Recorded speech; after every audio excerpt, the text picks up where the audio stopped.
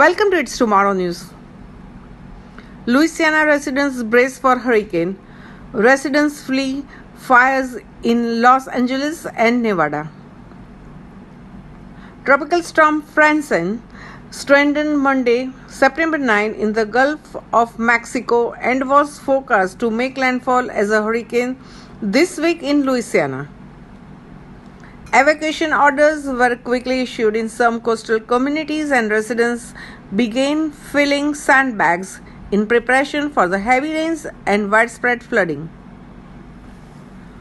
Francine, the sixth named storm of the Atlantic hurricane season, was expected to become a hurricane shortly, the United States National Hurricane Center in Miami said on Monday night.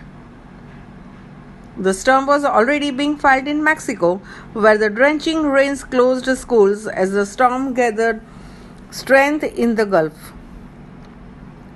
Francine is aiming for the Louisiana coastline that has yet to fully recover since Hurricane Laura and Delta decimated the Lake Charles in the region in 2020, followed a year later by the Hurricane Ida. Over the weekend, a 22-story building in the Lake Charles that had become a symbol of the storm destruction was imploded after sitting vacant for nearly 4 years and its windows shattered and covered in the shredded traps. The forecasters said the Francine's storm surge on Louisiana coast could reach as much as 10 feet. It's a potential for significantly dangerous, life-threatening inundation, said the Hurricane Center director, adding it could also send dangerous, damaging winds quite far inland.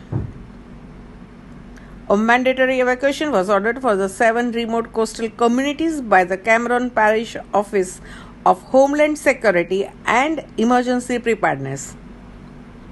And that's all for now.